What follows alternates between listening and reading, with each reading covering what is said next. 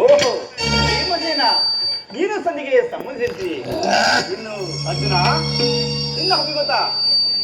ಪರಮಾತ್ಮ, ಅಗ್ರಜನ ಮಾತನ್ನು ಅನುಮೋದಿಸಿ ನಮ್ಮನ್ನೇಕೆ ಸಜೀವವಾಗಿ ಕೊಲ್ಲುತ್ತಿರುವೆ?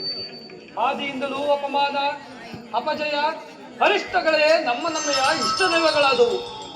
ಆದಷ್ಟು ಬೇಗ ಅವುಗಳನ್ನೆಲ್ಲ ತೊಲಗಿಸಿ ಮುಂಬರಲು ಪ್ರಯತ್ನಿಸಿದರೆ ಅಗ್ರಜನೆಂಬ ಮಮಕಾರದ ಪೆಟ್ಟು ನಮ್ಮನ್ನು ಮುಂಬರಲು ಬಿಡುತ್ತಿಲ್ಲ. ಧಿಕ್ಕಾರವಿರಲಿ ಕೃಷ್ಣ ಈ ಹೇಳಿ ಜನ್ಮಕ್ಕೆ. ಓಹೋ ಅರ್ಜುನ, ನೀನು ಸಹ ಸಂಧಿಗೆ ಸಂಬಂಧಿಸಿ ಇನ್ನು ಮೇಧಾವಿಗಳಾದ ನಕುಲ ಸಹೋದರರು ಅಗ್ರಜನ ಮಾತನ್ನು ಅರಿಮೂಡಿಸದೇ ಇರುವರೇ ತಂಗಿ ದುಪ್ಪದ ನಂದಿನಿ ಏಕಮ್ಮ ಮುಖ ಕಿನ್ನಳಾಗಿದೆಯಂತೆ. ನಿನ್ನೆ ಪತಿಗಳ ಅಭಿಪ್ರಾಯವು ನಿನಗೆ ಧರ್ಮಸಮ್ಮತ ತಾನೇ ತಂಗಿ?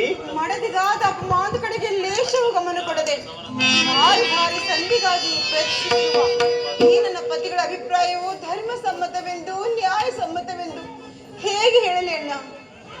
ಜನಾರ್ದನ